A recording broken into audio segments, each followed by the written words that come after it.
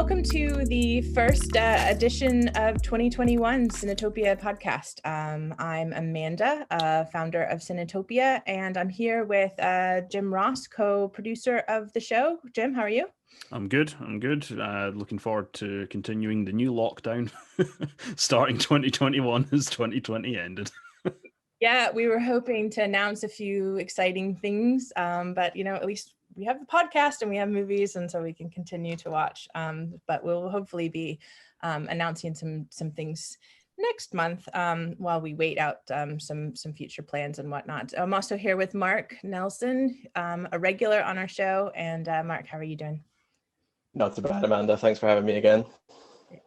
And we're also here with Carys Evans, producer of, Scottish film producer, and a regular on our show as well. How are you, Carys? Good to see you again. Yeah, I'm good. Thanks, Amanda. Nice to be here. Nice to see all your lovely faces. Looking forward to chatting about some films. Yeah. So we are reviewing 3 films right now that are available online. One Night in Miami. It's on Amazon Prime, directed by Regina King. It's her first film that she's directed. Bloody Nose, Empty Pockets by the Ross brothers, Bill Ross and Turner Ross. And that's out on Curzon. And the new documentary by Sam Pollard, MLK FBI. And I think that's out on various places, but definitely you can check it out at the BFI player. So Jim got the opportunity to sit down with Allison Gardner, director of Glasgow Film, and she oversees the Glasgow Film Festival, which is coming out in its regular time, but this time online.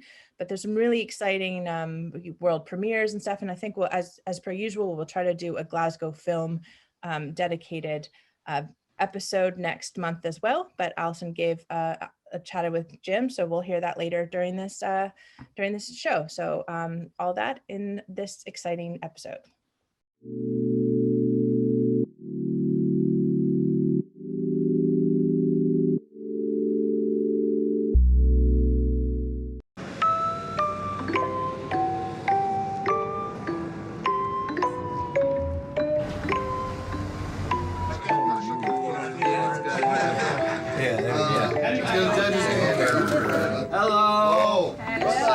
Just in time for the not party. We're not having fun in celebration of not closing. I'll get y'all. Is this a real thing? Is this really happening? And you and I have talked about that? 20s. I'm doing great. Thank you for asking how I'm doing. First person today. Anybody want a drink, a shot, tell a story? You're making me realize I haven't smelled that smell in a long time. What kind of a party is it if an Australian guy doesn't take his pants off? I've been saying that for years. The best thing is to just get your heart totally smashed and broken like a couple times, and then you're good, and then you don't care anymore. What are you doing? Chilling out in the alley, eating beef jerky. I don't trust you. All right, so the first film we're going to review is Bloody Nose, Empty Pockets, currently out of Curzon, but it came highly recommended by Marc on our last episode. So Marc, tell us a little bit about the film, and we'll chat about it. Sure thing. So I will begin with a synopsis as the film the film plays, and then I'll go into the circumstances of production, because I feel like it's a necessity for this film. So the ostensible subject of Bloody Nose, Empty Pockets is a bar in Las Vegas called the Roaring Twenties, which is closing. It's its final day of trading, and so all of the regulars convene to their normal spaces in the bar over the course of the morning when it opens, the afternoon, and it rolls into the evening, rolls into morning again, and there's this fantastic kind of twilight vibe to it, that the space that they hold sacred is being taken away from them for commercial interests. Las Vegas constantly changing. It doesn't seem to have any fixed identity whatever. So this is one of the casualties of city development in a way. And so the film has a lot of very entertaining on one side, and then very sad moments on others, where the kind of bar regulars are caught in a kind of verite style, where the camera sort of just sweeps to them for a second and then bounces away. Sometimes it stays longer if there's a sort of emotional import to the situation that's being caught. There are blindingly funny non sequiturs and single lines that we'll maybe get into when we, when more people start speaking about it here. But I will say that the circumstances of production changed this entirely, because it's not filmed in Las Vegas. It's filmed in New Orleans, in a bar in New Orleans, and all of the bar regulars are New Orleans bar regulars who have been sort of assigned positions in the film by the directors. They met the directors, got to know them, and then were sort of given, quote, roles in the film, even though what's fascinating to me, at least texturally in the film, is how it mixes, on one hand, great aleatory, spontaneous moments, possibly sauce-induced moments, but also seems to have this pre-preparedness, also has this kind of planned design. And this is kind of, you're kind of clued into this as a viewer very early on, when the big Australian bloke comes in and hands a brown package to the barman and says, "Would you mind watching this for me?" And the barman says, "Do I want to know what's in here?" And the Australian says, "Nope." And so that's set as a fictional device, sort of nested right in the beginning of the film. And yeah, so that then changes the texture of the film, because you realize that there's a lot of truth to it. It feels truthful. The emotions feel real, but it's make-believe in a way. It's pretend. Maybe the people became friends while they were filming, but they weren't friends beforehand. And there are moments where people who are supposedly drunk are keeping to a script in a way, because there's one gentleman who has this line about Nevada, and he's reading from these cards, and he's meant to be heavily inebriated, and yet he's keeping to the script, and he's not accidentally saying, "Oh, we're actually in New Orleans." So there's, I think, a very clever construction in the editing as well. And you obviously love it. What does everybody else think of this film in general? Yeah, I mean, this is exactly the kind of documentary I love. I actually didn't do any reading on this film beforehand, and so that's completely new information to me, that there is a construction behind it. So that's actually really, really interesting to learn. I myself spent many years working in bars. My boyfriend still is a bar manager, and I just saw so many of the barflies that he has at his bar in this film. Like, it was so many characters that were kind of recognizable. Obviously, I'm talking about people in Edinburgh, Scotland, but the sorts of folks that kind of gravitate to these spaces, there is a lot of similarities the world over, it seems. I think the way that it was filmed was kind of perfect for what it was. It was very rough and ready. It was like they weren't too afraid about us kind of seeing the cameramen. There's like a mirror behind the bar, right? So you occasionally catch the director, or I don't know if it was self-shot, and they don't hide away from that. They zoom in on the folk in the bar, and it gets a little bit grainy, and it's not necessarily the best footage, but it kind of works for this like slightly seedy, slightly sleazy Las Vegas. And the Australian character that you mentioned, like, he had me in like belly aching laughter throughout the film. Yeah, he was incredible. And then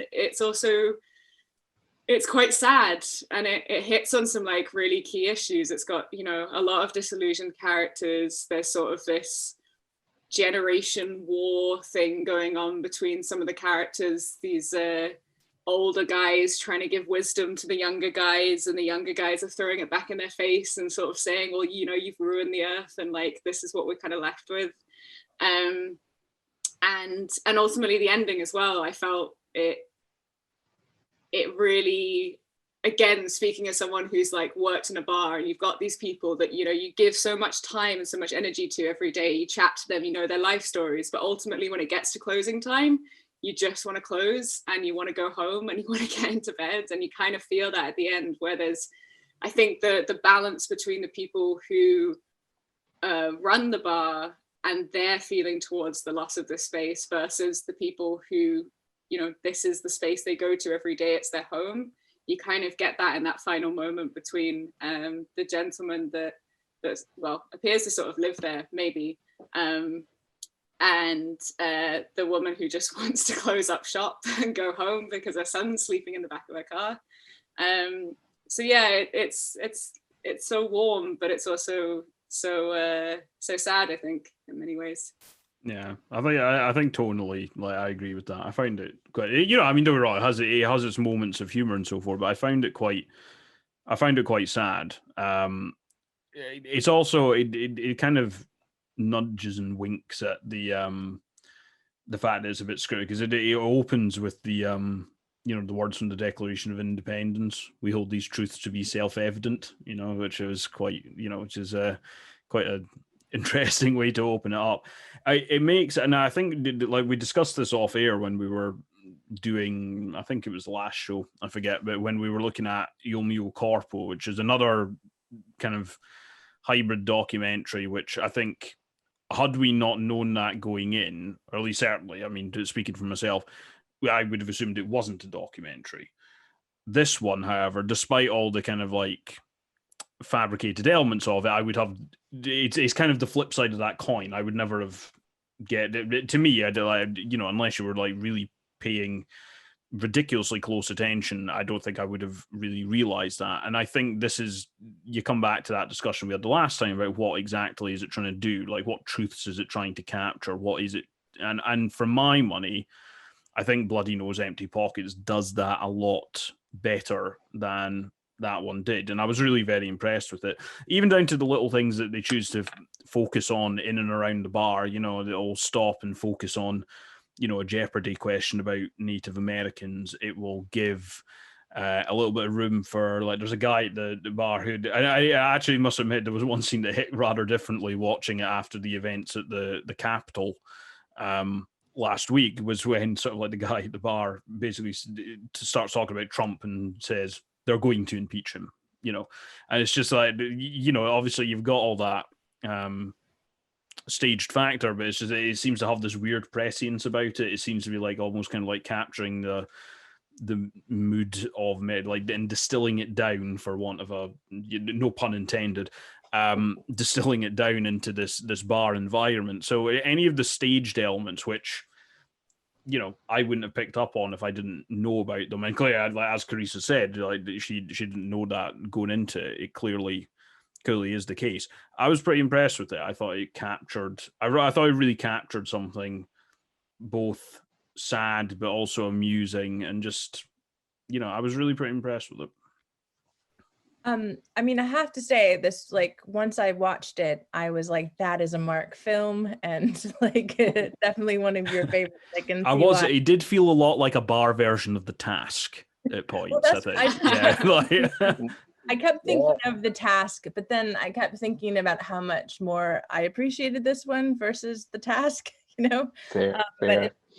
But in terms of like a construction that is also feeling in somewhat organic, an organic experience or something, or true to life. And I think that also goes back to the things that Carys was saying. I spent a lot of time working in restaurants and bars, but I also spent a lot of time in bars like that, you know, of like, especially in New York, and dive bars or whatnot.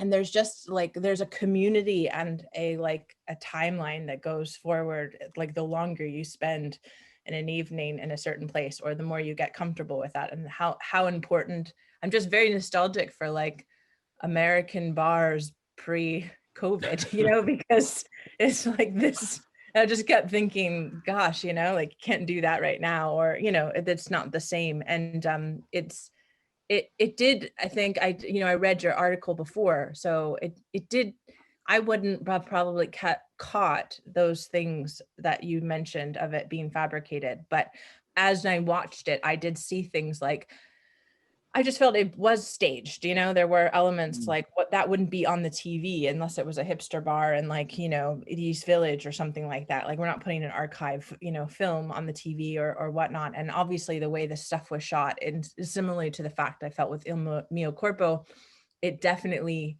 was so pretty.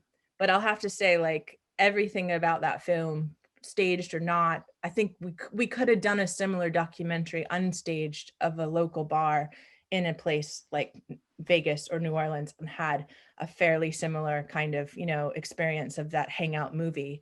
I think the look of it, I was saying when we talked about clemency, you know, like, of making a very ugly, kind of place, or a place that you would go by on the side of the road and not feel like, you know, it's gorgeous. And the feeling of that film is so beautiful. I probably will be inspired by it for many years. I kind of think of like certain, you know, photographers like William Klein and, or, you know, and the stuff that he did. And there's this energy and of the way that this film was shot that really resonated with me. And I think I'll probably be going back to that film more than a lot of films we've seen or I've seen. So I'm really, really happy you brought this to our attention, and I'm glad that we saw it. So. Oh, I'm very glad too. This went over far easier than I thought it was going to. The great thing that I think everyone has mentioned is that although there's an element of staging, and I was thinking when I was writing that piece about the film whether to mention that in a way, because does it constitute a changing of the experience? But if it constituted a change in the experience in any sort of profound sense, then clearly that would have been mentioned in the film at some point. There would have been a moment where you realize that, you know, they are filming, you know, they're all kind of in on the task in a way, not to use a pun, but they're kind of, you'd see a moment where the preparedness was revealed. And since it's not, it's perfectly legitimate to watch this film and then not read anything about it afterwards and think, oh yeah, you know, a very good doc, because it captures the feeling of losing a specific, significant place in your life so, I think, generously and so specifically that it doesn't need that information. I thought the information was significant, and I thought it like changes the experience, and you begin to realize certain parts of it are more contained and I think stronger than if they had been just caught on the fly. I think, for instance, the person who Carys mentioned, Michael, who's the sort of the first person in the morning and the last person to leave almost 24 hours later, he is really important for this. And I think in as much as it is marshaled around any one presence, any one either character or social actor, depending on how you want to view his position, it's sort of marshaled around him in a way. And the first time I watched it, I was a little bit frustrated by this because I thought that's such a self-conscious performance that he's giving, that he kind of begins the day in great spirits, meeting old friends who are coming back to the bar for the first time in ages. And you can see there's a kind of buoyancy in his presence. Then he gets quite dejected, and his kind of swings of mood match the film's swings of mood so closely in a really important way, because it seems like time kind of just stops moving for him at a certain point, it seems to dilate for him at a certain point, and he kind of just spends a lot of time on the couch observing in a hump, reading Eugene O'Neill, and he has this kind of heart-to-heart moment with a guy who has eyeballs tattooed on his eyelids, where he says, like, the earliest moment you can, get out, stop coming to these places. And these are, if it's not a true story, it is true in a wider sense. And something specifically about this too is because there's very artfully interspliced location footage of Las Vegas, which, you know, is very convincing. Like the first time I was watching this, I was like, okay, Las Vegas film. But on second watch, I should say, the aspect of this is like an amazing movie about Vegas becomes clearer, because what's the best way to make a Vegas movie but to fake it? You know, like that seems so significant to my experience of the film, and I think to all of our experiences of it. Yeah, I think something else the film benefits from like having the presentation it does, despite staged elements, is there are certain things that it captures, like when there's conversations going on, where I think if you were to try and do it in a very obviously narrative film, it would be way too on the nose. It wouldn't ring true. And I'm thinking about bits when they're discussing about like generations ruining the earth, and then there's another bit where they get into an altercation, like, it's like the younger folk in the bar is saying, like, shut up, you self-involved little punk, and stuff like that. And it's very obvious what the dynamics are, but I think if you were to put that in a narrative film, I don't think it would seem too convenient and too on the nose. I think with this presentation style, it works. And I think maybe the reason that I've reacted better to this than Il Mio Corpo, which, don't get me wrong, is a film I enjoyed fine, but it's more, I think when you have this element of the hybrid thing, the thing that people worry about I mean, certainly I do, and I think this is what people generally were about, is whether in some way it's being dishonest, right? Now, in the case of Il Mio Corpo, I think you could have that argument, and I think you could have that argument about whether it's not being fully truthful. I don't think you can have that with this. Sure, there's staged elements, but I don't think you could accuse it of lacking honesty, despite that presentation for me. Yeah, I mean, I guess you could make a nonfiction film. Again, like it kind of just reminds me of Dazed and Confused as well, and this kind of hangout sort of feeling of a film. Also, and back to our love of, you know, these fly on the wall kind of films like Frederick Weissman, you know, it's just very much about a public space and a community and you know, the intricacies of that kind of stuff. But as you said, it's very sad. And I suppose maybe there's so many sad things going on right now that this was kind of a nostalgic, and like, I know there's terrible problems and people should stay away, but you know, there's very much of like any bar America, you know, that you know, that there's a community there, and there's something really valuable to that experience. So really, yeah, a really interesting film. You know, I'm keen to continue to look back at it and think more about it. And you can see it on Curzon right now. So check it out. Let us know what you think.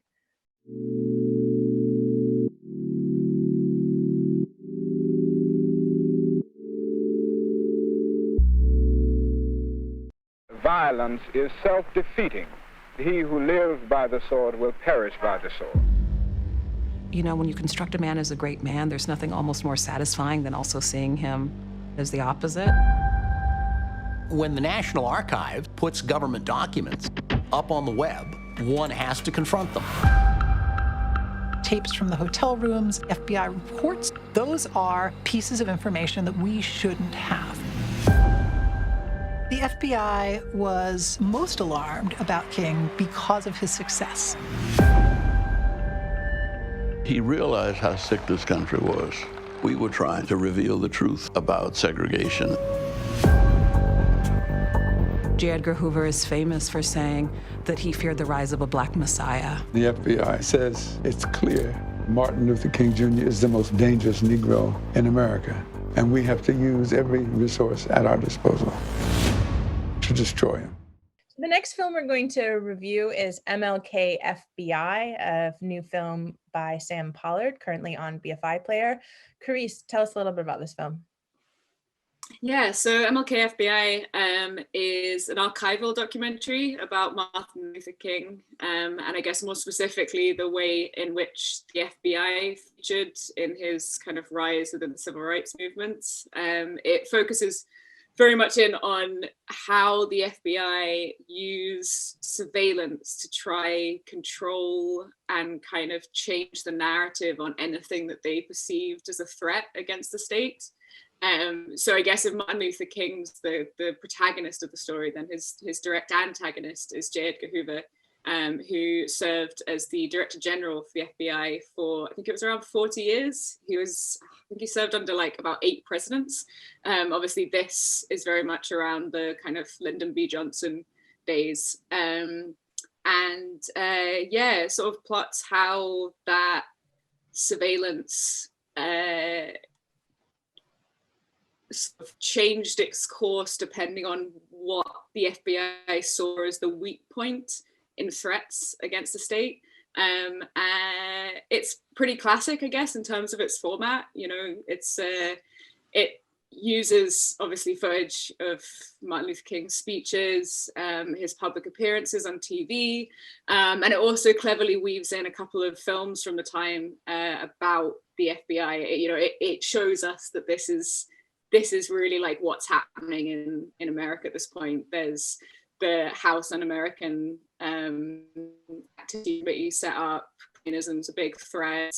Left-wing civil rights movement's a big threat.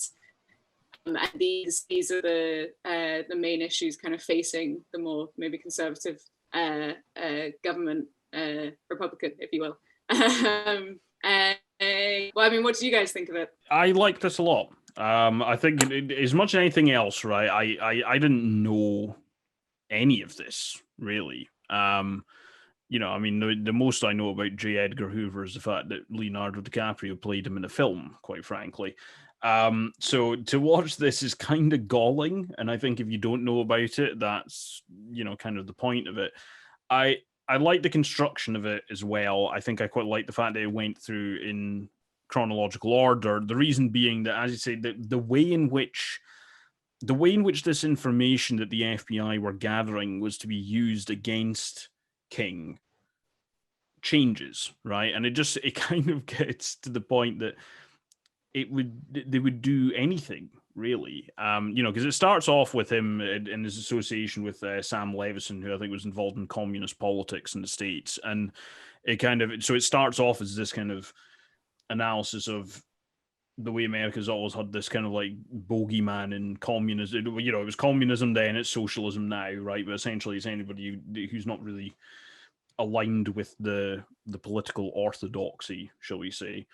It's not afraid to, without sort of like overtly damning people, maybe with the exception of Hoover, it's not afraid to kind of like get across people's complicity in these activities, right? Multiple mentions are made of the fact that the Attorney General for a large stretch of this film's timeline was Bobby Kennedy. And his involvement, the fact that he needed to sign off on a lot of this stuff, like, it doesn't gloss over that. There's a lot of talk about kind of like Lyndon B. Johnson's role in the civil rights movement, but it also gets across quite how his role and his opinion of Martin Luther King shifts.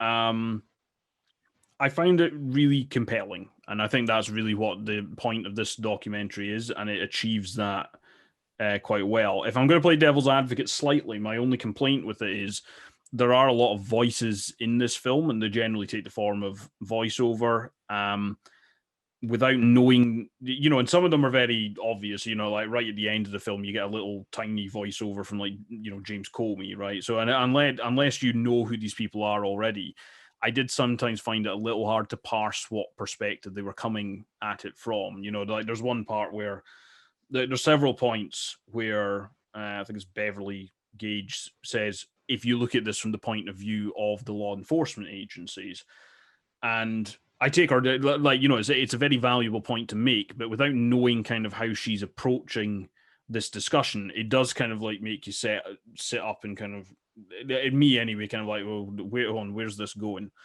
So if it was up to me, I think I'd maybe want a little bit more about what perspective the narration is coming from a little bit. But overall, in terms of kind of documenting a time in American history and the unfortunate parallels in terms of like even like some of the rhetoric which is demonstrated from people and elected politicians in the film, and how it remains sadly still very relevant, it works on a couple of levels that you would look for in this sort of thing. So I got a lot out of it, and I think that one complaint I've got of it, I don't even know if I'd call it a complaint, is very minor. I think it's a very compelling documentary about something that really I didn't know about at all.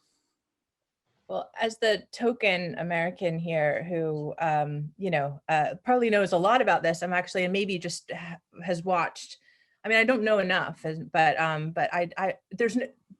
I did notice how like Bertha Dockhouse was like promoting it online and saying, learn more information about MLK and FBI. And by watching it, I was like, what, maybe it's just being privy to like lots of documentaries on cable TV where they're, stipulating this kind of behavior by the FBI. This wasn't like new news to me. It wasn't something that I had never, perhaps the details of it, but something that I wouldn't have imagined or expected. I also, I know who Clarence Jones is because I have some work in a piece I did about his book about speechwriting of MLK. So it was really great to hear. And I guess I had a personal interest in that, as well as working with the Riverside Church where Martin Luther King gave that really famous speech. So, the archive of that, and so I guess maybe my understanding of this made me kind of follow the story in that way. I have to say, as a documentary filmmaker who's been doing a lot of stuff with archive, in my head I was just like, wow, like, how expensive was all that footage? but just how did they get all of that? It was just an incredible amount of, for me, the editing of that, like that archive footage and that kind of just seamlessly going to tell the story with the voiceover worked in a way that, as everyone says, it's not like this new novel thing. I think it's a little bit more on the lines of, you know, Senna and Amy, and, you know, this kind of, that was kind of novel a few years ago, when the idea of like, let's not show the interviewers, you know, but we only had 3 or 4 people that were part of that personal story. And in this case, it, you know, did it work exactly well on who was talking at that time? I don't know, but I thought it worked well with the fact that the footage was really powerful. It also made me, again, I mean, you know, in a time when I think I'm so uneasy about what's going on in the world, you know, watching archive footage of peaceful protests and leaders who, you know, are just, you know, are amazing examples. I think it's a really important piece for people to watch. And I think it's really incredibly resonant at this stage for all of the things that have gone on this year, but like just to watch it, I think it was incredibly well done, at least in terms of the editing and the music and the archive component, let alone the massive amount of research. I actually took a screen grab of all of the different archive places that like must have been used. So in that capacity, I really did enjoy it. I think it's an important film to watch. You know, but do I think, yeah, I mean, not sure it broke bounds in terms of like, you know, how we were talking about, you know, new kinds of formats of documentary. I've certainly didn't maybe do that, but that didn't bother me with meeting Gorbachev either. So I think that was the kind of case we made there. Curious about Marc's thoughts. Sure. I think it ends up raising lots of interesting questions about King as a person, and part of the documentary's thrust is that there's this cache of tapes that's going to be unveiled and declassified in 2027 that relates to King's extramarital affairs and the information that may or may not be contained within that. And they kind of debate at the end, what will the effect of this be? And they don't answer it, and which is great because they can't. And so part of the documentary is like raising a question to be dealt with at a later date, and I think that's an important thing that documentaries can and should do, instead of just giving, and you know, in the way that people use documentaries at the minute, there's kind of this problem of this is the truth, the absolute truth, nothing but the truth, and we do need to be given, like, you know, lenses in which to question things. And I think that the documentary gives you a lens in which to question those conclusions. I think that's really interesting. Jim's point about the identities of the voiceovers is really important to me, though, because there are clips in the film which speak to the fact that this information is not a new thing in the world over, but in America specifically. There are horrifying clips of vox pops involving sort of older white American citizens who say horrific things about Dr. King, because it's in the newspapers, and as the point that Carys talking about, it's in the media too. It's in these FBI movies, which kind of valorize the FBI as an institution instead of seeing it as it is, as a repressive state apparatus. And I think keeping the identities, or at least tells you the names, and so sometimes you can guess what the affiliations are.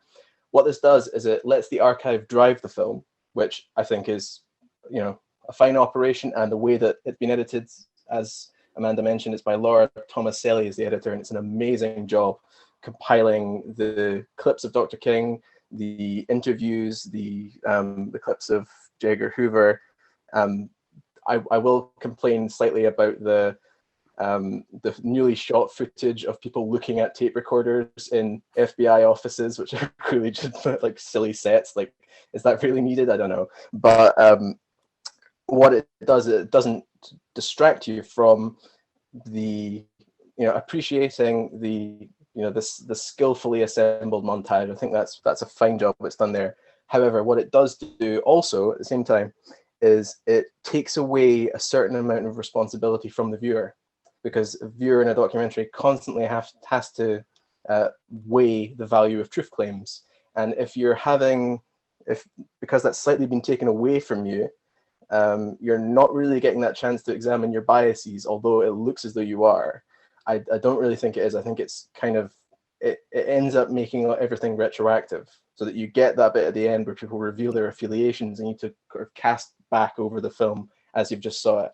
I felt I could see the reasoning behind it. I think it's fine reasoning, but it also does take away a certain amount of responsibility from the viewer, and responsibility in watching a documentary is huge. It's a huge part of watching them, of appreciating them, of talking about them, of thinking about them. I will also say that I love the bit of footage of Dr. King talking about the effects of the civil rights movement for Black Americans. He says that it gives people a somebodyness, and not only a wonderful line, but there's an amazing documentary that I think is around on the web at the minute by Madeline Anderson called I Am Somebody, and I think that links to it specifically.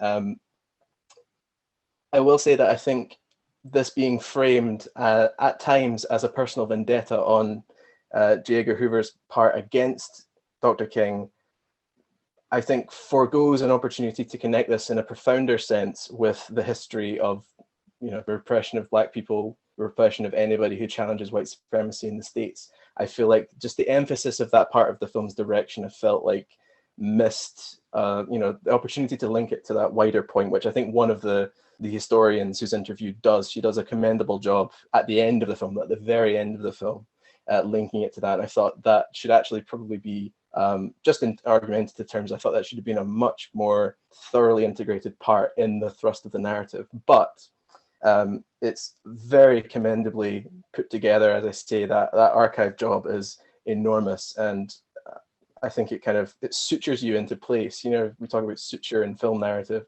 Documentaries do this too, and I'm sometimes wary of it because it can too easily, you can get caught in a really nice editing rhythm and the leaps and the joins between things. It can serve as propaganda sometimes. It doesn't here, obviously, because there's critical intelligence behind it. But I will say the scariest thing is the thing I've just mentioned, which is those clips of people, and the clips of the old woman with the photograph saying this is a photograph of Dr. King at communist training school. It's like, well, is that all the evidence that you have? Yes, and I know it. And it's that like entrenchment of argument, which we see all the time today. And I think the documentary's got a good analysis of that, while at the same time I have some questions about the use of those interviewees. But all in all, I think an impressive archival active assembly. Carys. Yeah, I mean, I guess the only thing I would add to that, or sort of carry on from that, is that ending of the film, and I guess it does shift its kind of form very suddenly from the archival to these kind of talking head interviews with sort of significant historians and people weighing in on the question of this 2027 file. And I guess in spite of, or as well as everything that I come away from in terms of the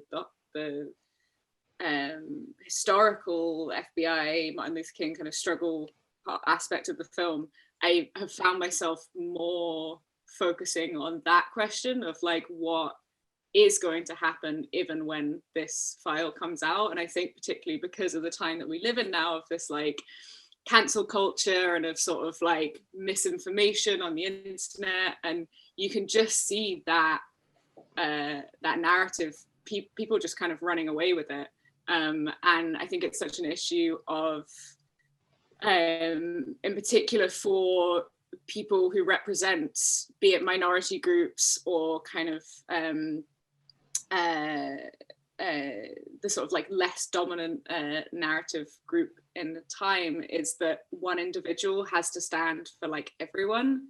And so Martin Luther King almost wouldn't have been allowed to be a fallible man. Like he had to be this perfect, just Christian civil rights God, but he was a man, and perhaps he did let his kind of temptations get the better of him.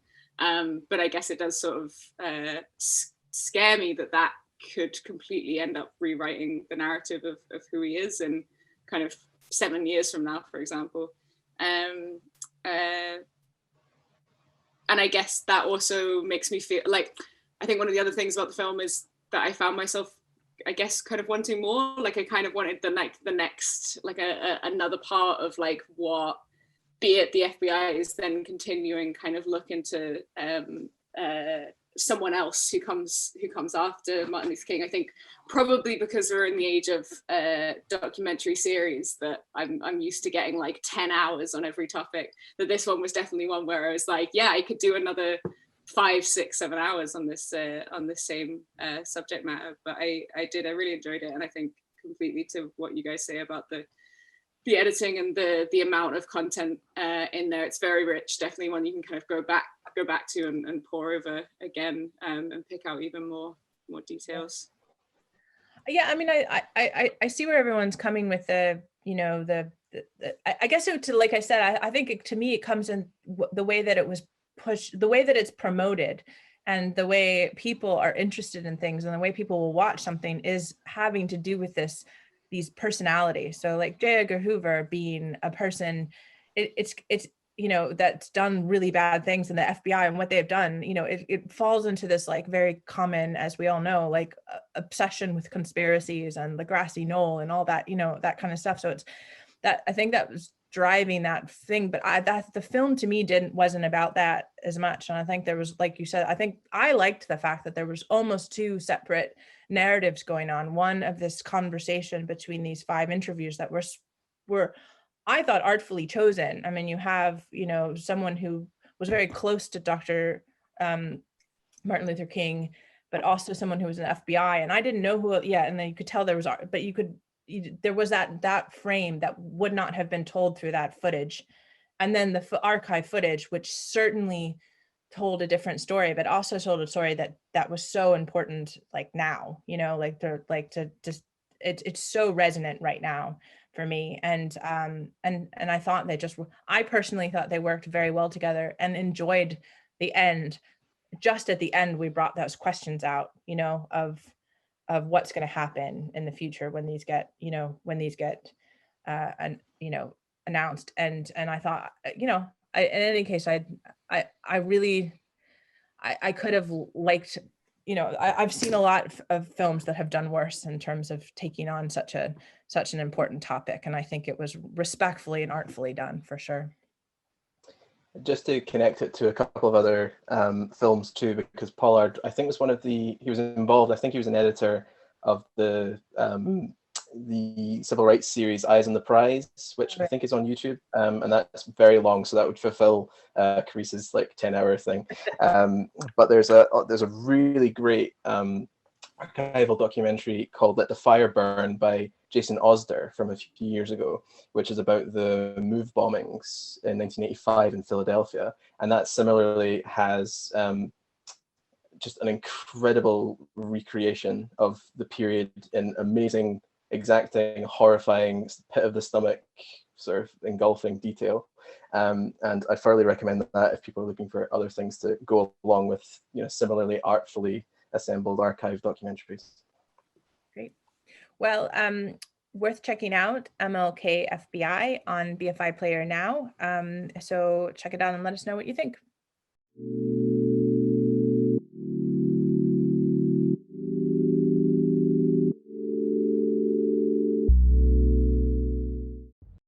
So the next film we're going to review is One Night in Miami, directed by Regina King. Jim, tell us a little bit about this film. So this one's been kicking around on the festival circuit for a while. And basically what it is it documents, as the title would indicate, one night in Miami, and it follows 4 major figures in Black American history, let's say. And the people that it focuses on are Malcolm X, at the time Cassius Clay, because this is before Muhammad Ali's joining of the Nation of Islam, and that's kind of a central point in the film, actually, is his relationship to that, along with Malcolm X's, Jim Brown and Sam Cooke. And basically it takes place after one of Clay at the time's fights, and it's very much kind of a chamber piece, largely, with the odd exception, taking place in a motel room. And it's basically, it's based on a stage play, right? I'm right in saying that, yeah. And basically, which goes to explain the setting somewhat, but basically it's these four men exchanging their views about what they are representing and fighting for in the civil rights movement of the time, how they are seen and perceived, and how they are treated in American society at the time.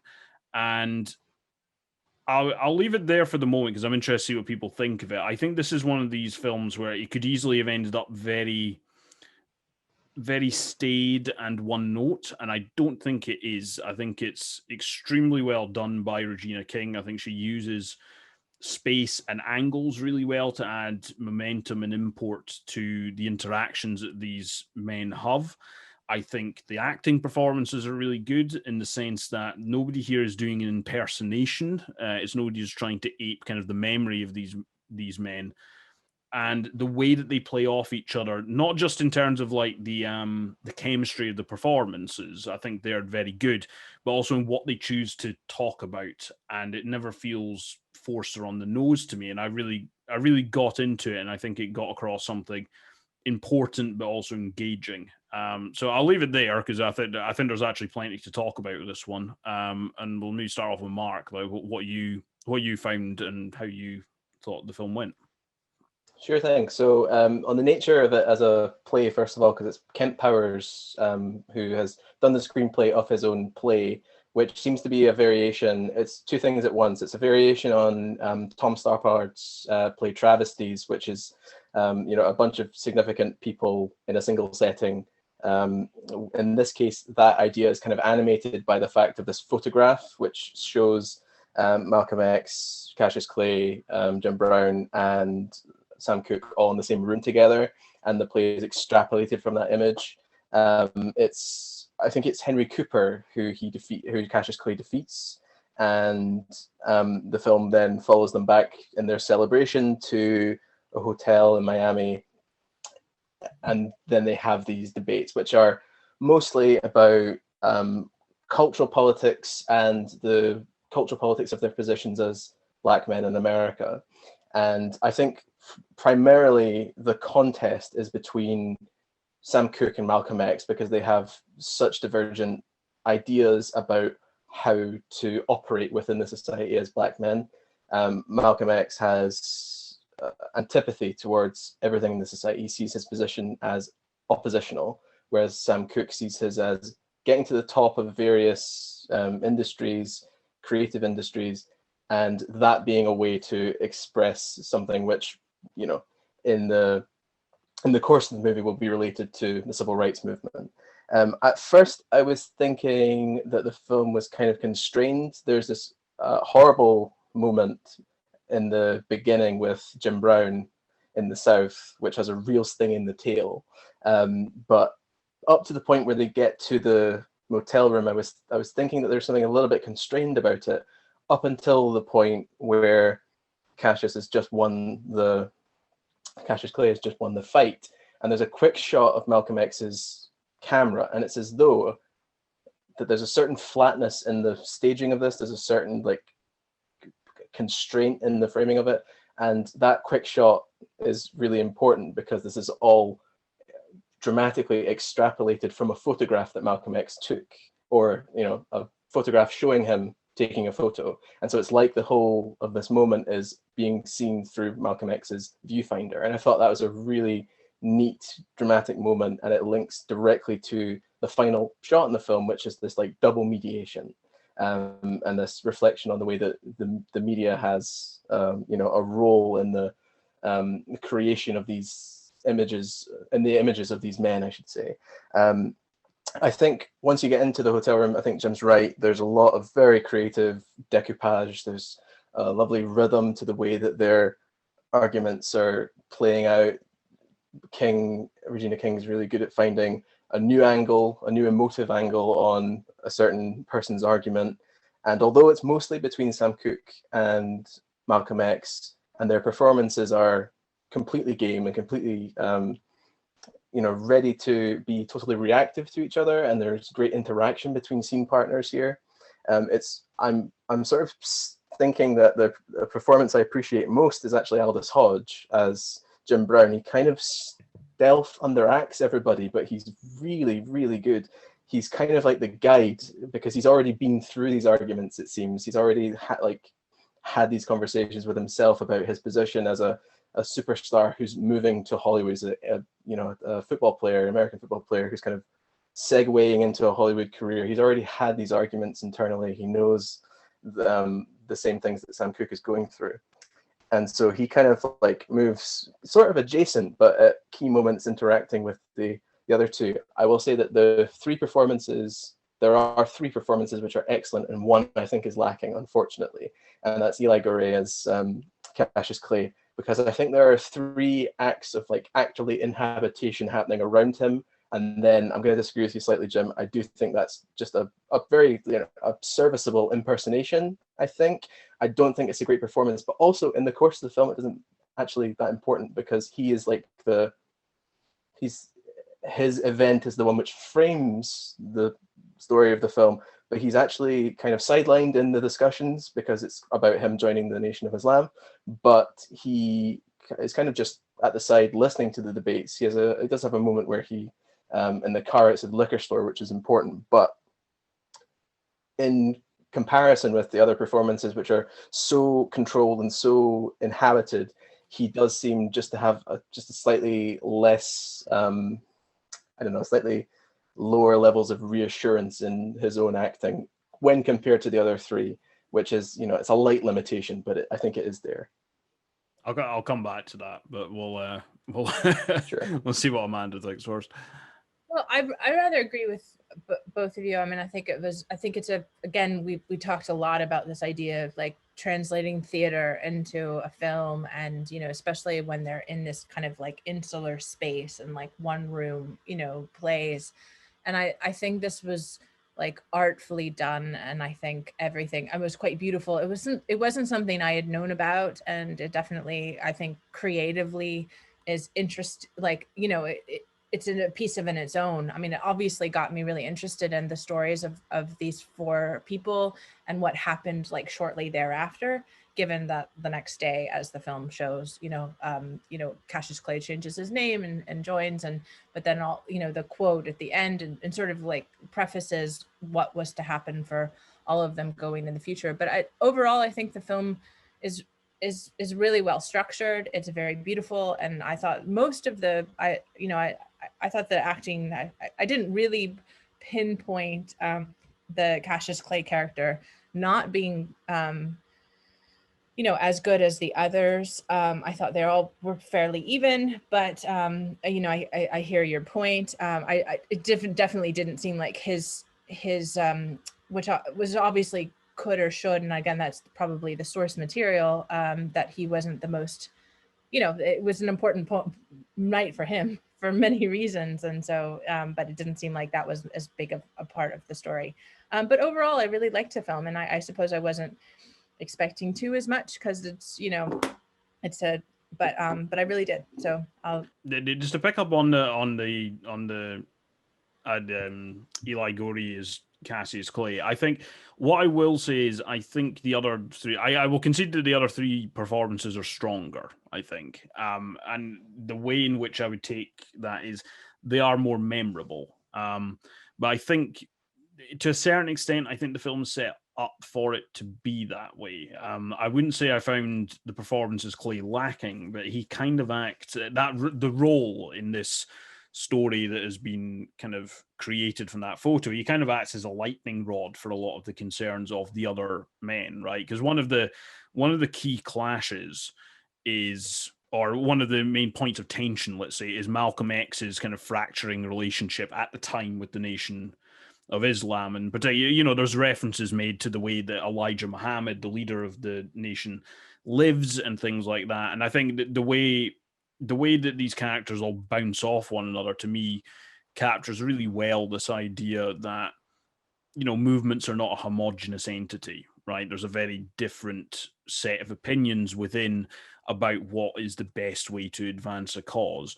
one thing I'm definitely going to agree with 100% with you is Aldous Hodge's Jim Brown. I think he really does kind of like fly under it's the least showy performance, right, as well as part of it, right? Because obviously, like, the performance as Muhammad Ali, Cassius Clay, like the man was so kind of flamboyant in his kind of use of language as it was, right? It's very hard for that to not come through in the film or to have a restrained performance as him, particularly in this context. And I think the most memorable performance is probably going to be Kingsley Ben-Adir's Malcolm X, right? And I think he also gets kind of most of the screen time that doesn't take place in the motel room, right, when we're referring to other instances. But the glue that kind of holds a lot of these interactions together is Aldous Hodge's Jim Brown. And it's not the first time Aldous Hodge has done this, right? I mean, I'm fairly new to his work, but I would argue he did exactly the same thing in another film that we reviewed on the show in Clemency, right, where it's very much a supporting role, but he does that same thing where it's a very strong performance that holds a lot of things together, but it's not a very showy one. But he deserves enormous credit for, actually kind of allowing the film to revolve around him, because there's the main confrontation, as Marc says. I think the main tension point is between Leslie Odom Jr., Sam Cooke, and Malcolm X, as played by Kingsley Ben-Adir. But the way that they kind of tease out less heated moments about what these men's opinions and feelings are about the way that the other men in the group are acting and what they represent, the way they tease that out is through conversations with Aldous Hodge's Jim Brown. And I think it's a good performance, but also the script and the way it's been filmed kind of constructs that really well, and it flows really very well. I think to compare it with another stage adaptation, which covers some similar themes that we did on the last show in Ma Rainey's Black Bottom, which I think we were all very keen on, but for me, this is the more skillfully constructed film for me. There's plenty to commend the performances of the other film, and it is a good film. I think we all agreed about that. But for me, in terms of taking that stage setup, this single location, these group of people interacting, for me, this is the one which is paced and constructed a little bit more skillfully for me, and I think the film goes to a level above that one as a result of it. Yeah, I think I agree. I think I was wrong on the fight. I think the first fight, which takes place in the opening, is with Henry Cooper. It's then Sonny Liston, which is the big fight, which they're celebrating the result of afterwards. And I was just thinking about their contests, which I think are sort of the heart of the film, and it relates to this idea that they're trying to like provoke each other over the course of like actually disagreeing with each other.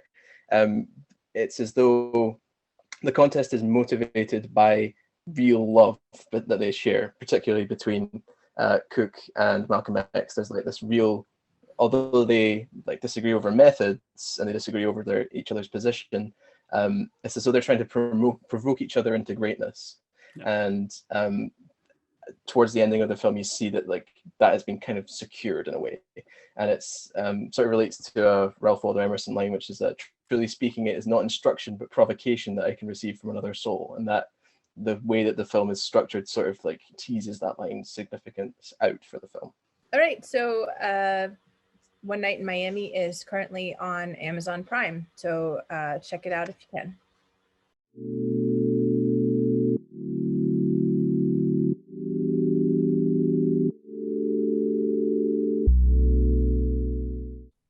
So I'm here with Allison Gardner of Glasgow Film Festival. The film festival has moved fully online this year.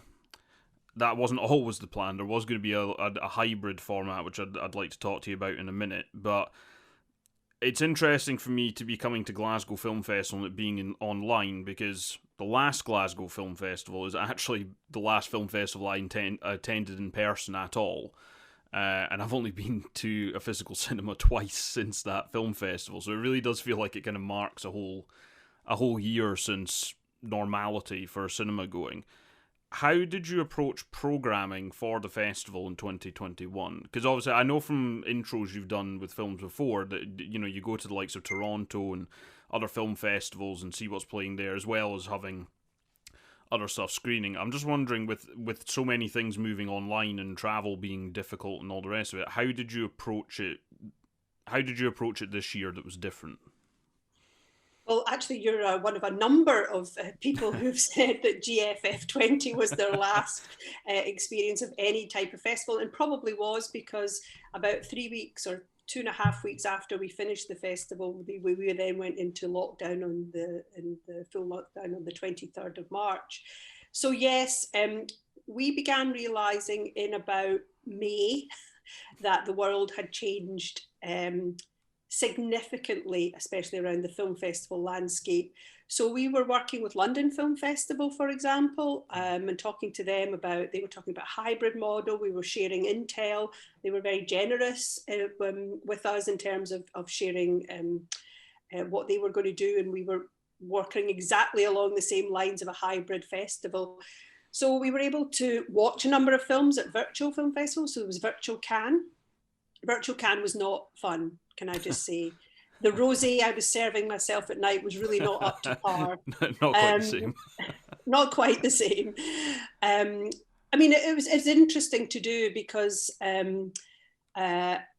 people then become much more used to it. And there was Virtual Toronto as well, so that we were able to see films in that way. We also had a key number of submissions, but because we were looking for about, we were only looking at a third of the normal amount of feature films that we do, we were really making sure that every film that's in the online festival, although originally, as you said, was going to be a hybrid festival, we're making sure that every film that's in there is one that we truly love and is championed by a member of the programme team.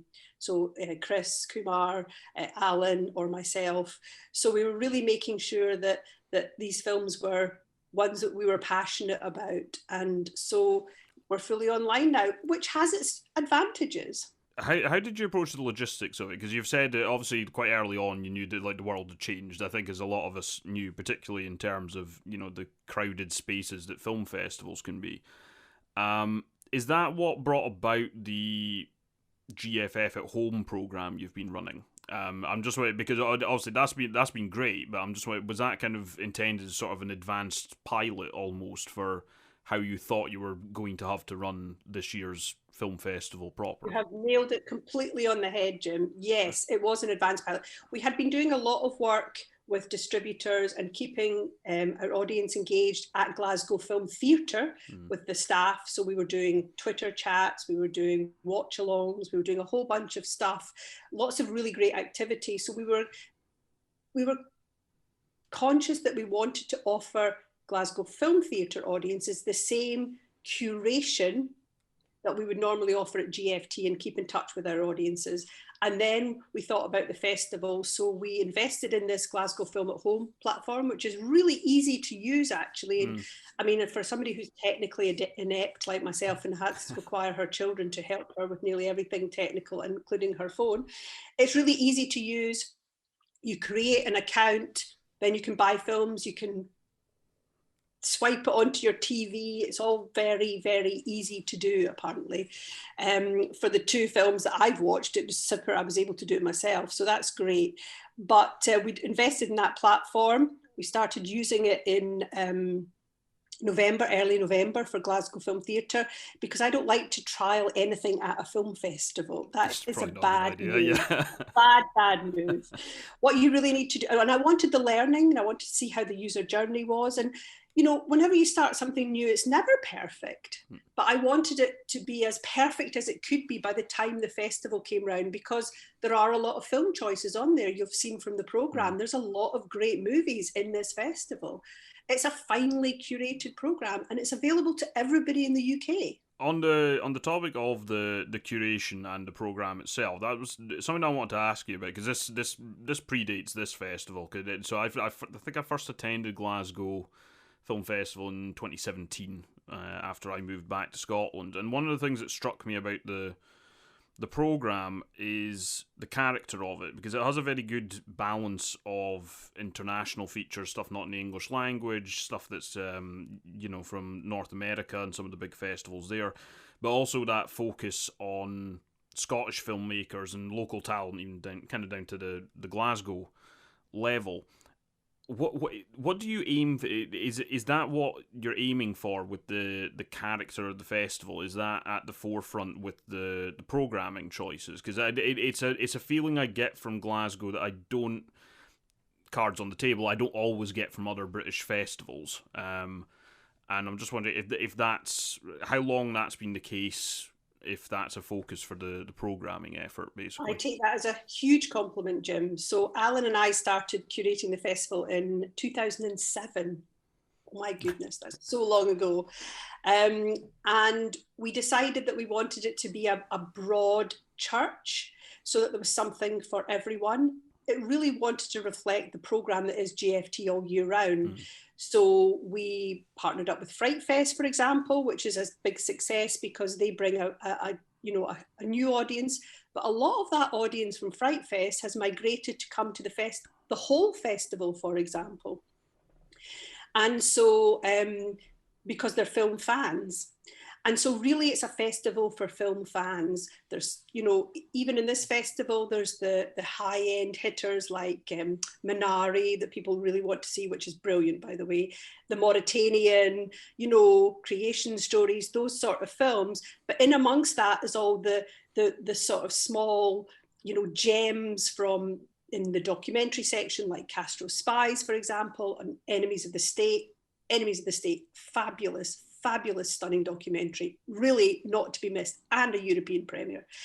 And then so there's something in there for everybody that we think. So we try not to prejudge people's tastes. So what we try to do is make sure that it's a broad church, but really have those nuggets of great international, fantastic films, some of the high-end hitters that people are really looking forward to, genre fair around Fright Fest, and then obviously try and support our local industry in terms of Scottish to give them a platform so that they're able to showcase their work, because Glasgow Film Festival now has a really good international reputation, which is really great. And this year, for example, some of our Scottish films will probably be showing at Shanghai Film Festival. So we're working in conjunction with them. And we have, for example, the world premiere of Polystyrene, I Am a Cliche, and then it's showing its North American premiere at South by Southwest, for example. So there's lots of things in there. Glasgow audiences, and I don't mean people just necessarily from Glasgow, but Glasgow Film Festival audiences have a very cultured taste in the sense that they're really willing to try a lot of things that we put in front of them, and for that I am eternally grateful. Yeah, no, I think there's probably a few film festivals I can think of where you'll be able to watch something like the Mauritanian or Minari or something like that, and then the same week you'll be able to watch like a Gaelic language feature film. For instance, I think that's kind of what strikes me about it.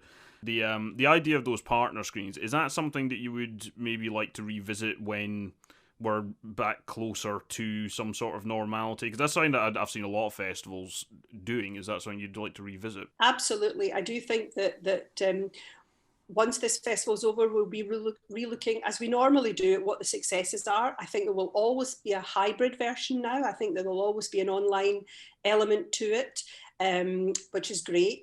I don't think it'll ever replace the being in GFT1, for example, with, a full audience. I don't think that'll ever replace that. And that's something that we all will miss, but that will come back. We will be sitting in GFT inside its magnificence, enjoying films on the big screen. That will definitely happen. But then there will be now sidebars, partner cinemas, online. So we need to look at how that works all together.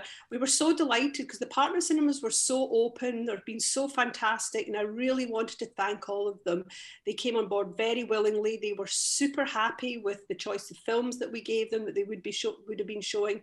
But unfortunately, when we set all this up in the beginning in October, when cinemas were open, obviously I don't have a crystal ball. I did not know that things would get a lot worse. And in between Christmas and New Year, whilst I was scheduling GFT physical screenings, I did have a wobble.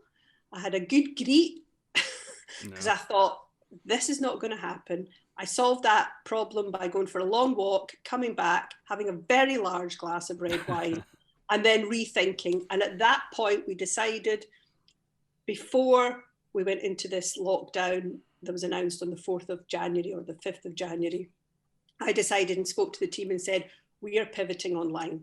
So on the Monday, we decided to pivot. We announced it to the public on Friday, because in between Monday and Friday, we were contacting all our venues, we were contacting all our filmmakers, we were trying to make sure that everybody could pivot. And that was a big, big job. But the team really, absolutely worked incredibly hard to do that. And we didn't lose many films that were cinema-only titles. The distributors, the sales agents, the filmmakers themselves have been incredibly supportive. So that has really worked for us. So it was a big job, but because we had everything in place, it wasn't a mammoth task. I've seen a couple of tweets by audience members who are really glad that we took that decision early on and that there wasn't, we sold tickets for the physical and had to refund them. I just genuinely thought making a firm decision at this point is the best way forward for the team, the filmmakers, and the audience. Yeah, without getting too political, I think there's a lot of institutions that could learn from that. Well, but anyway, I couldn't possibly comment, Jim. Yeah, exactly. Yeah, no, I mean, I think I speak for a lot of audiences when I look forward to being able to be back in person when it's safe to do so. I think one of my abiding memories of Glasgow Film Festival is I think one of the first films I saw at Glasgow Film Festival was Lynn Ramsey's You Were Never Really Here. And I just kind of sitting in GFT1 stunned silence as it finished, and it's odd just sitting in that kind of like theatre full of people kind of in stunned silence. You can't really recreate that at home, so no, I think really we look forward to when we can do it. Then Lynn came on and did a Q&A. One of the added advantages of being online, and let's be honest here, online will never replicate that feeling, and I'm not even trying to replicate that feeling, but what we are trying to do is we're trying to offer the same brilliant curatorial choice available to lots of people across the whole of the UK. And sometimes people can't travel to Glasgow in years where there isn't a pandemic, you know, for example, for a whole variety of reasons. So this all opens up the whole programme to them. And we're also doing Q&As, recorded Q&As with directors, actors, etc., producers around the films, and they'll be available as well. So, you know, we're trying to create those added extra elements that we normally add at Glasgow Film Theatre when we're not in a pandemic year.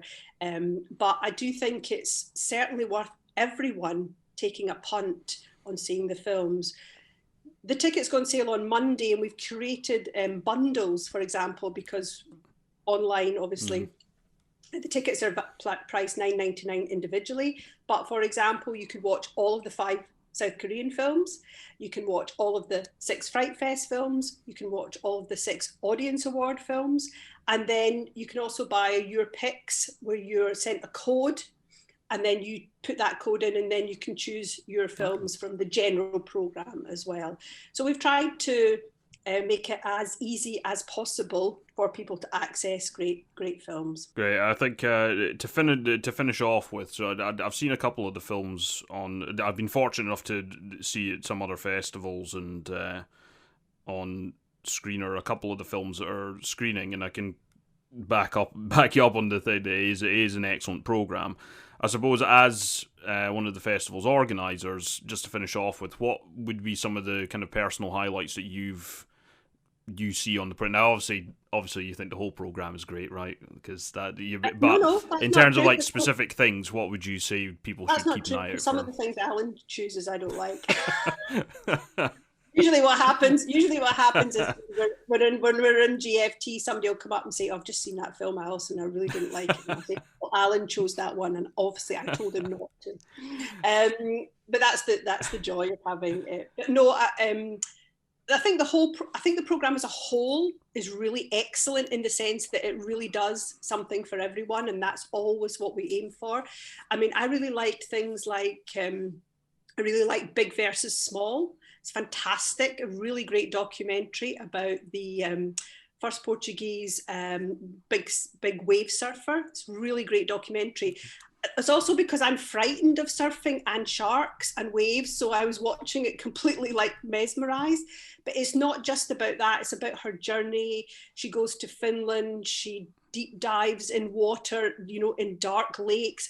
It's something I just never put myself through. So I'm in complete admiration for people who really take their sports to these extreme levels. Beautifully made film by Mina Dufton, who's a Finnish director. I think also I like The Toll. I like a good Welsh comedy. Michael Smiley's in that. You can never go wrong with Michael Smiley. No, I don't think you can. You're in very good hands.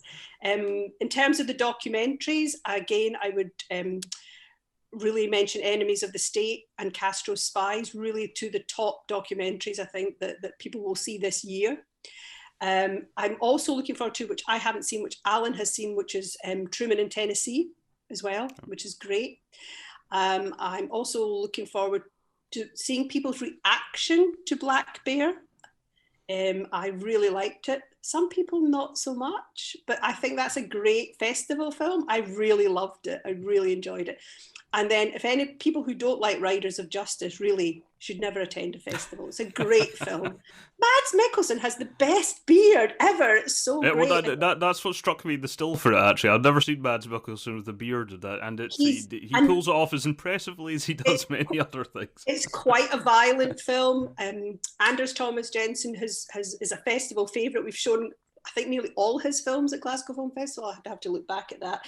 But he did a great film that people loved called Men and Chicken, which was absolutely fantastic, went down really well. Riders of Justice, so violent, but so funny. It was one of those films I was watching and I was guffawing out loud. And my husband was saying to me, "What are you laughing at?" I was like, "This is private festival business, nothing to do with you." So there's some of my top tips. All right, great. Well, hopefully everything goes smoothly. It's looking great. I'm certainly looking forward to it. I think we'll be doing a preview show for the festival on the Cinetopia radio show and taking a look at some of the features. And I'm sure it will all go excellently. So thank you for talking to me, Alison. Thank you very much. And just remember, tickets are now on sale. So don't forget, there's limited availability. So if you really want to see something, buy it in advance.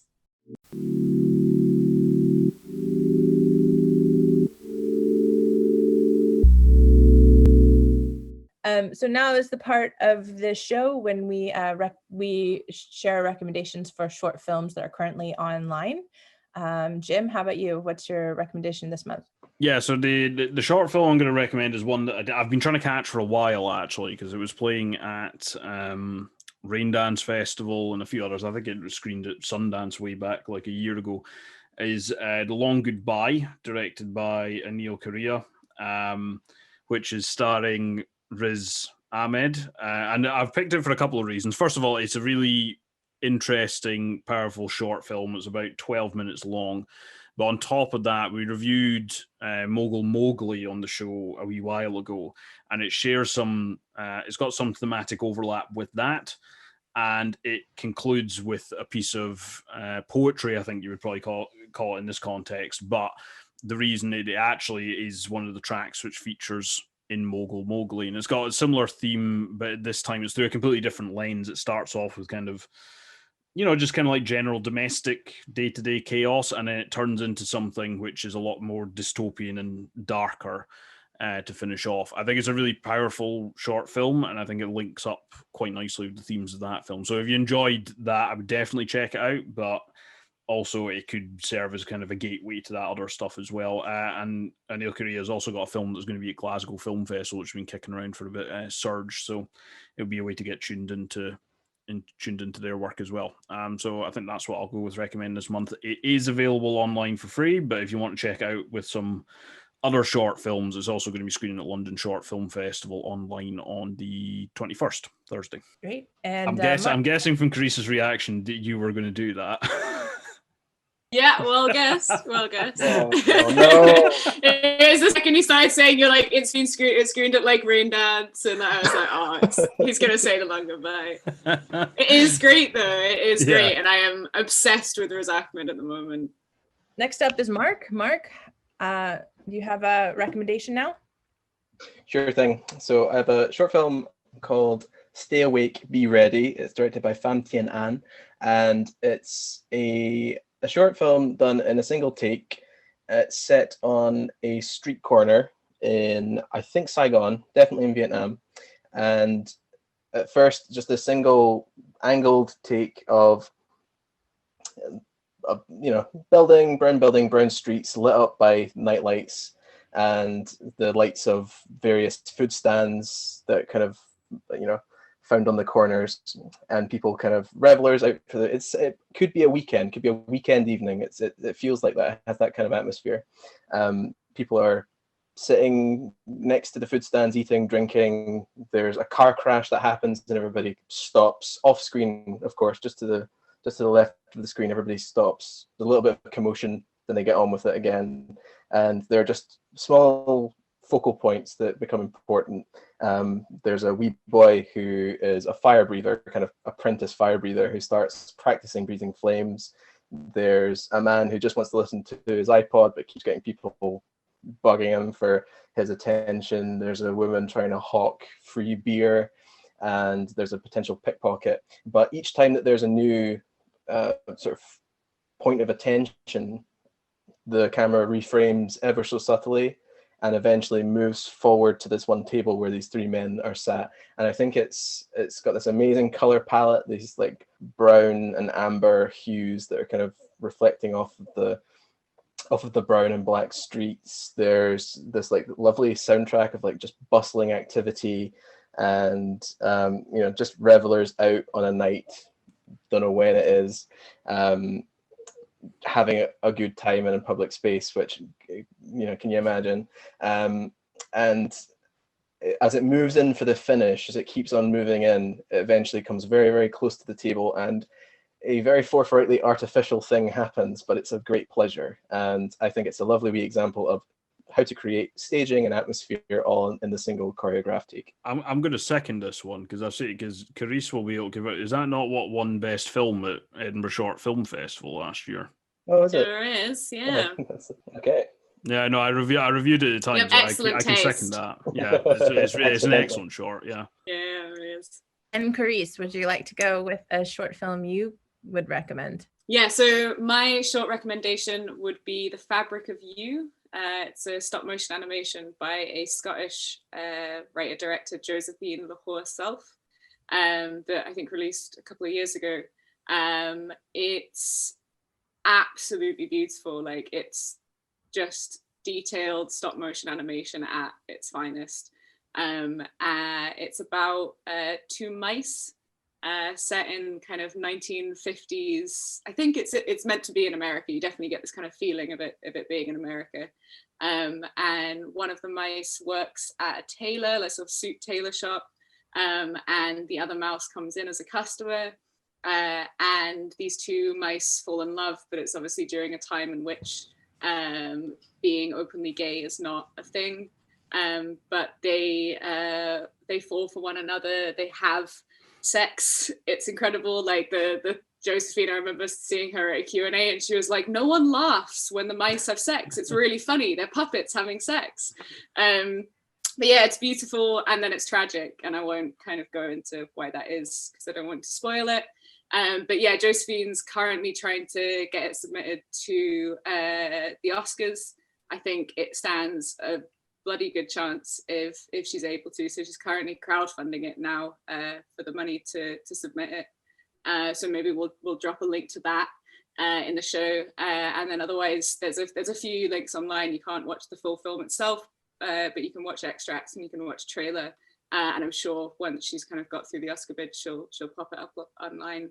So yeah, Fabric of You, Josephine Lahore herself. You just mentioned the most controversial topic in Oscars. Podcast. Oh no! And chats around Oscars. Yeah. Bait. It's bait. I do try to contain myself. I do try. I fail frequently, but I do try. I was going to say the other day, you are doing so. I have a new conspiracy theory, not that we need any more in the world, but that you potentially are secretly love the Oscars and are aiming to. Oh, Amanda, there's absolutely no doubt. Like, no one cares more. It's the person who hates most that cares more. It's Jim just loves the Oscars. Because I read some tweet the other day about for your consideration or something, and I'm like, is he secretly?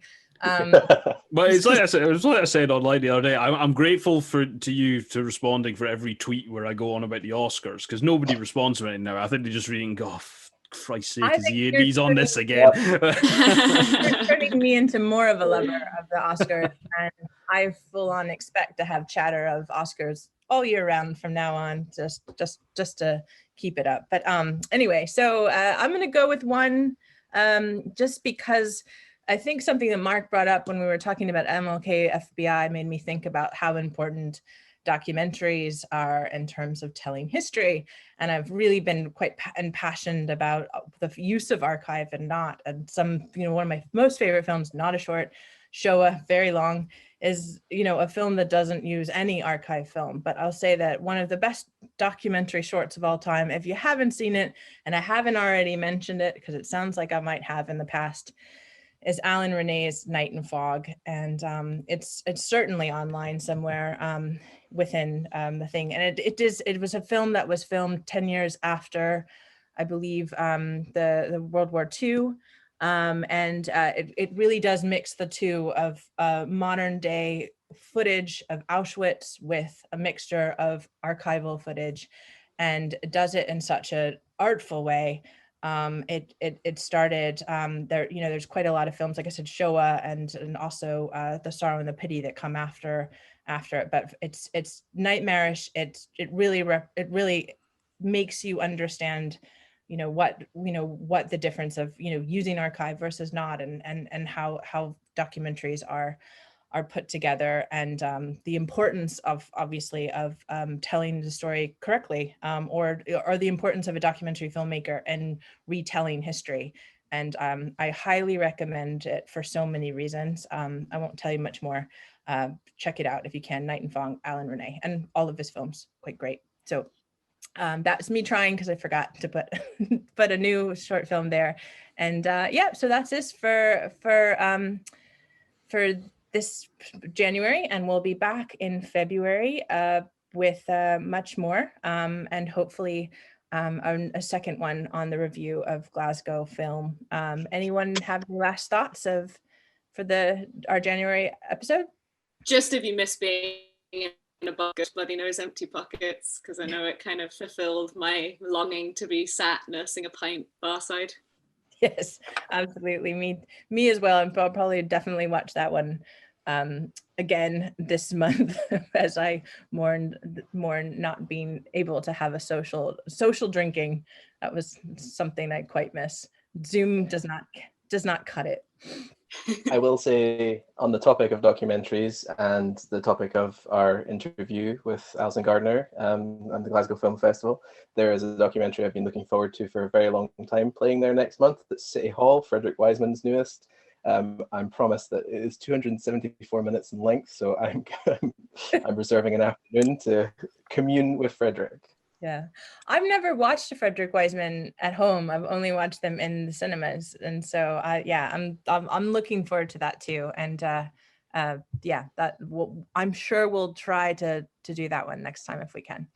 Keep an eye out, because there's a lot of stuff happening. I mean, because also between now and the next show, there's the Sundance Film Festival, which of course is happening online. I think there's still some stuff going on in Utah, but it's happening online for the first time, so there's a good chance to run your eye over stuff at that. Maybe with this group we should do a new segment on the longest running films that we like versus short films. Yeah. I had the opportunity to watch City Hall, I think, at a festival earlier in the year, but I didn't trust myself to remain that. When you're sitting it, because it is different. Like if you're doing it at home versus I'm not sure I trusted myself, but I think if it's playing at Glasgow, we might just have to give it a bash. Oh yeah, I say there's two against. Well, I don't know what Carys thinks, but two against impartial. Yeah, I think the momentum is with it at this point. Yeah. And I might, who knows how much time I have, I might go on a Weissman. There's a few I have missed over the years that I need to check out before, so I'll get myself. I'm doing a Weissman binge in the run up to it, so I'll report back. Okay. It's also worth saying too that Sundance is also the Document Film Festival. It's happening late January, so there's great stuff in that program too. Yeah, absolutely. And we highly recommend that as well. All right. Well, thank you so much for joining me today. And as usual, we'd love for your feedback. So please write us on socials or email us at cinetopiashow@gmail.com, and see you guys all next month.